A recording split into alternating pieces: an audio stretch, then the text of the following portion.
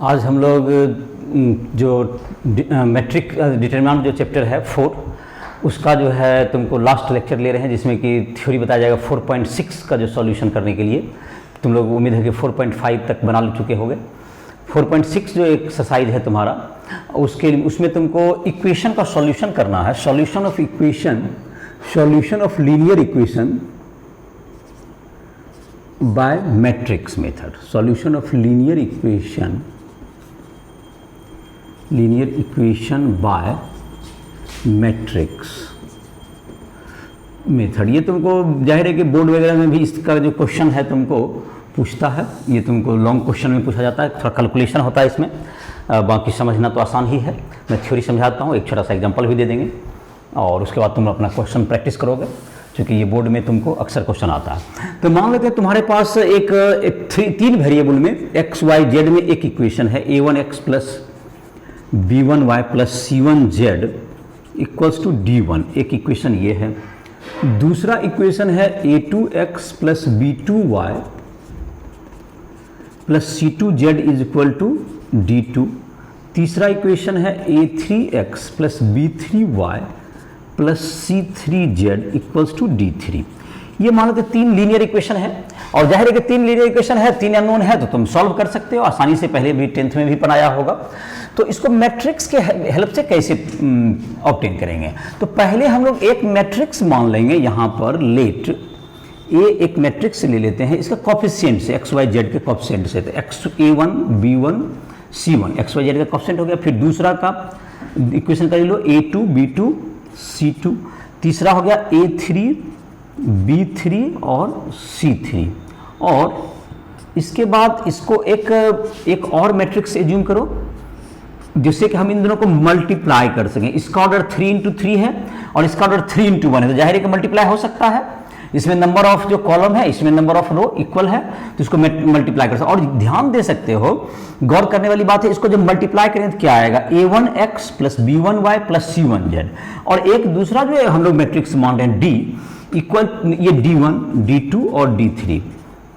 तो ध्यान से देखा होगा जो मैंने अभी कहा कि a इंटू एक्स, जो कि पहला और दूसरा मैट्रिक्स को मल्टीप्लाई करें तो ये a1x plus b1y plus c1z is equal to d के बराबर हो जाएगा। तो इसका मतलब ये जो इक्वेशन है, इस एजम्पशन में ये सही होगा। अब हमको चाहिए x का वैल्यू। अगर x y z का मैट्रिक्स का वैल्यू 1 2 3 जैसे आ गया, x y z is equal to, तो हमारा x का वैल्यू 1, y का वैल्यू 2 और z का वैल्यू 3, इस तरह से क्या होगा, ये सॉल्व हो जाएगा। तो जाहिर है कि यहाँ पर तो a इंटू एक्स का वैल्यू हमको d के इक्वल है, ये हमको पता है। तो हम मैट्रिक्स में जानते हैं कि इसको a इनवर्स अगर मल्टीप्लाई कर दें तो दैट्स इक्वल, दोनों साइड मल्टीप्लाई कर सकते हैं कभी मैथमेटिक्स में। तो a इनवर्स इंटू a तुम्हारा क्या जाता है, ये आइडेंटिटी मैट्रिक्स हो गया, ix is equal to a inverse d। तो x का वैल्यू क्या हो गया तुम्हें, a इनवर्स d। तो ये तुम्हारा, अगर हम लोग का निष्कर्ष यही हुआ कि अगर जिस मैट्रिक्स का a इनवर्स निकाल लिए उसको d से मल्टीप्लाई कर देंगे तो वो x y z का वैल्यू आ जाएगा। और x Y z equal to, जैसे इसको ऑपरेट करें तो 1 2 3 आ गया, तो एक्स का वैल्यू जैसे कि एक्स वाई जेड इधर आ जाएगा डी में, एक्स में, और इधर की तरफ कुछ वैल्यू आ जाएंगे जैसा क्वेश्चन में गिवन होगा, उसके अकॉर्डिंगली एक्स वाई जेड का वैल्यू आ जाएगा, जो इक्विटी इन टू मैट्रिक्सेस। और इस प्रकार से क्या हो जाएगा, हमारा क्वेश्चन सॉल्व हो जाएगा। तो इसमें जैसे देखेंगे कि जिस मैट्रिक्स का इनवर्स निकल सकता है, जाहिर है कि उसी के लिए होगा ये। तो मैट्रिक्स का अगर इनवर्स निकल पाएगा तभी ये होगा। और इनवर्स निकालने के लिए जरूरी है कि ये A should be non singular matrix, A should be non singular matrix. अच्छा, इसके बारे में जो इसका कैसा होगा, इसके बारे में हम लोग चर्चा कर लेंगे सिंगुलर कि कब, अगर नॉन सिंगुलर है तो क्या कंडीशन होगा, नॉन सिंगुलर है तो क्या होगा। अब हम लोग इसके आधार पर एक इक्वेशन सॉल्व करने का कोशिश करते हैं। जाहिर है कि देख लिया कि तुमको एज्यूम कैसे करना है एक्स वाई जेड के कोएफिशिएंट से। अगर 2 वेरिएबल में है तो जाहिर है कि आपको 2 ही आएगा, एक्स वाई एज्यूम करेंगे एक्स में, और उसके आधार पर तुमको आसान भी पड़ेगा। लेकिन जो कि बोर्ड में है वो 3 वेरिएबल वाले आते हैं, और जाहिर है कि उसमें कैलकुलेशन की खाली बाकी जो तुम्हारे मेथड हैं वो सारे सेम ही होते हैं, जो 2 वेरिएबल में सॉल्व करो या 3 में। तो जैसे कि हम यहाँ पर एक मैट्रिक्स ले लेते हैं जिसका कि वैल्यू तुमको, जिसका कि हमको क्या निकालना है, इनवर्स कैलकुलेट करना है। तो जैसे कि एक इक्वेशन पहले लेते हैं हम, एक इक्वेशन हो गया जैसे कि तुम्हारा, जैसे कि ले लेते हैं x plus 2y equals to 5 एक इक्वेशन हम लोग लेते हैं, x plus 2y equals to 5। दूसरा इक्वेशन हो जाएगा, और उसमें जो है कि 2 वेरिएबल में ही लेते हैं, 3 वेरिएबल में जैसे एज्यूम करने के लिए तुमको क्या बताया गया, अगर किसी वेरिएबल के तो x का वैल्यू जैसे कि हमने माना तो a इनवर्स इंटू डी होगा, तो a इनवर्स का वैल्यू अगर हम लोग कैलकुलेट कर सकते हैं इंटू डी से जो मल्टीप्लाई कर देंगे तो उससे क्या हो जाएगा, हमको x का वैल्यू फाइंड आउट हो जाएगा। तो हम लोग इसका वैल्यू निकालते हैं, देखते हैं। अब है यहाँ पर किसका एक सॉल्व इक्वेशन सॉल्व करना है, x plus 2y equals to 5, 3x plus 4y equals to 11। Find x and y by matrix method, by matrix method. तो मैट्रिक्स मेथड से इसको सॉल्व करें, जैसे 3 वेरिएबल वही बताए थे कैसे जूम करेंगे, तो 2 वेरिएबल बताते हैं, तो प्रोसेस वही रहेगा। तो इसमें तुमको क्या करना है, एक में हमको जूम करना है x और y का, यहाँ कोएफिशिएंट बोलेंगे तो यहाँ पे 1 2, यहाँ पर क्या होगा, फिर दूसरा इक्वेशन में 3 4, और x में जहाँ पर वहाँ पे x y z लेते थे तो यहाँ पर x y लेंगे, और d में जहाँ तक है इसका जो है 5 और 11 लेंगे। तो अब है तुमको इसका a inverse I have to calculate, तो a इनवर्स कैलकुलेट करेंगे तो a को फैक्टर निकालना पड़ता है पहले, cofactor of a11 that's equals to -1 to the power 1, और फर्स्ट रो और फर्स्ट कॉलम के एलिमेंट को छोड़ देंगे तो यहाँ 4 हो जाएगा, that's equals to +4। Cofactor of a12 that is -1 पर पावर 1 + 2, और यहाँ पर modulus 3 that's equals to -3।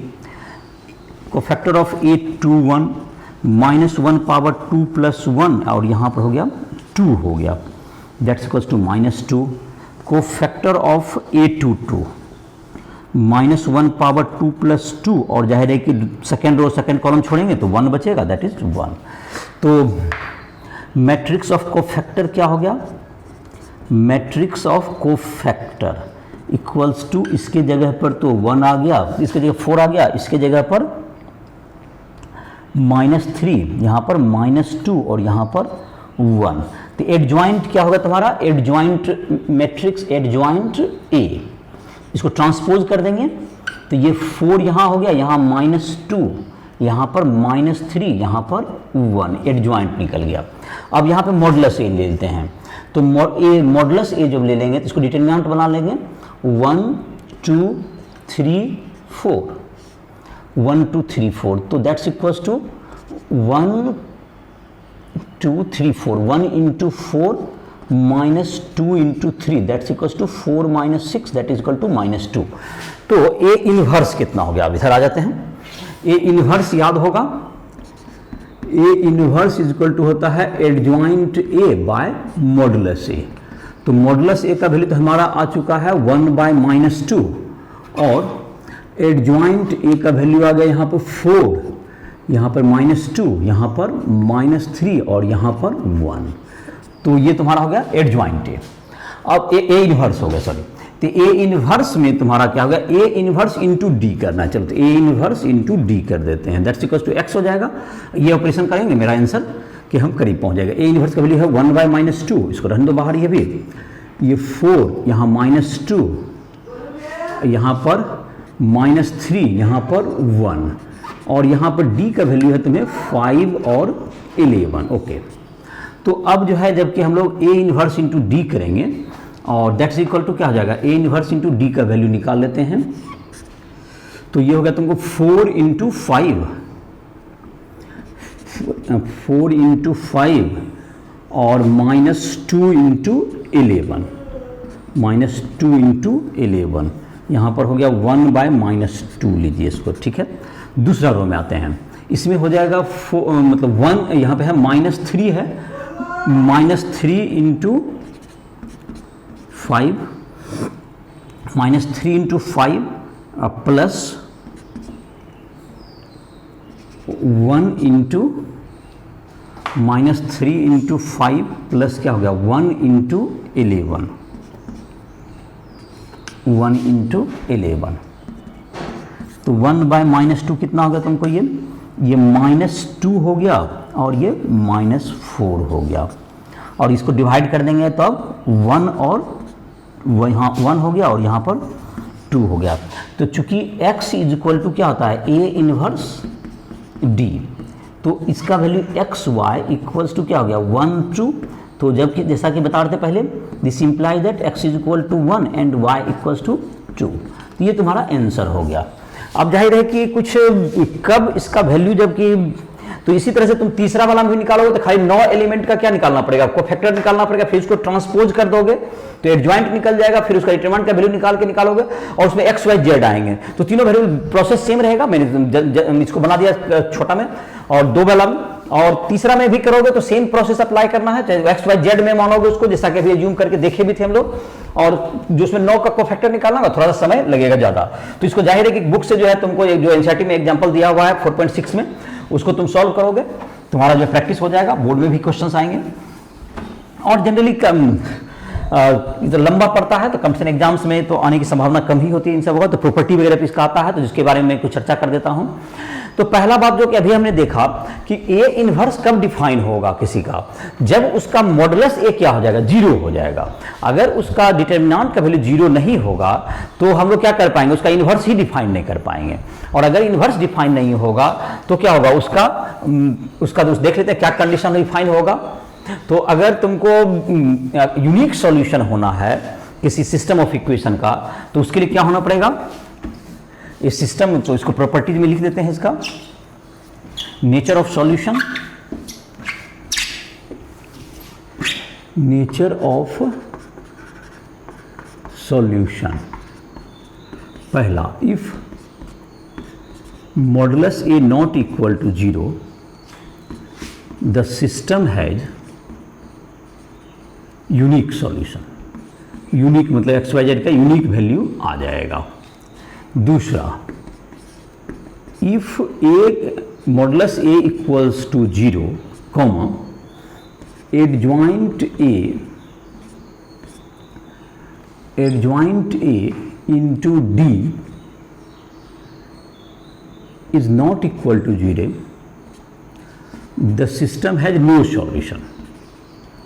System has no solution, इसको कोई सॉल्यूशन नहीं होगा, इसको सिस्टम को सॉल्यूशन नहीं होगा, मतलब इसको कह सकते हैं इनकंसिस्टेंट, मतलब इसी को दूसरे शब्द में कह सकते हैं इनकंसिस्टेंट, इनकंसिस्टेंसी होगा, इनकंसिस्टेंस होगा ये।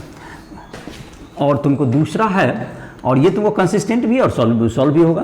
तीसरा कंडीशन है, if modulus A equals to 0 और adjoint A into D equals to 0 then system has infinity solution.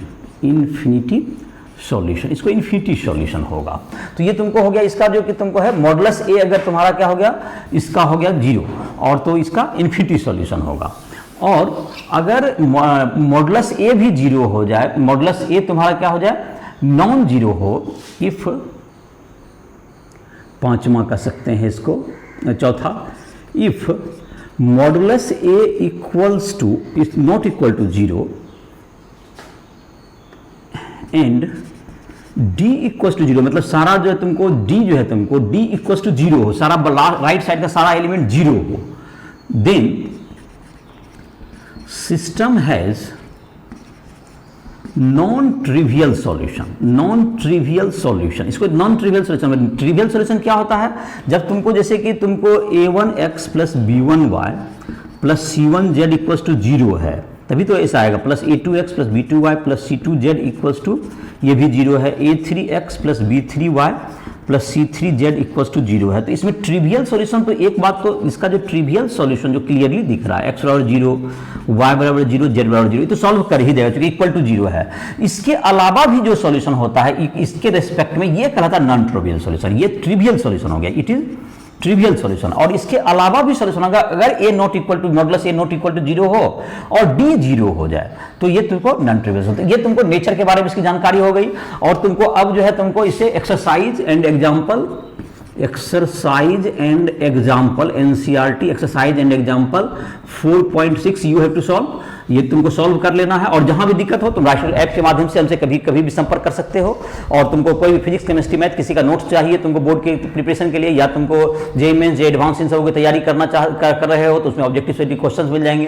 तुमको पर्सनल डाउट हो रहा है तो मेंटर ग्रुप में तुम हमसे संपर्क कर सकते हो। कभी भी फिजिक्स केमिस्ट्री मैथ किसी भी न्यूमेरिकल में दिक्कत हो रहा है, कोई कंसेप्ट समझने में दिक्कत हो रहा है, कभी भी निसंकोच हमारा व्हाट्सएप नंबर और ईमेल ये सब दिया हुआ है। राइशल ऐप को प्ले स्टोर डाउनलोड करो और हमसे संपर्क कर सकते हो। इसी साथ इस लेक्चर को समाप्त कर रहा है।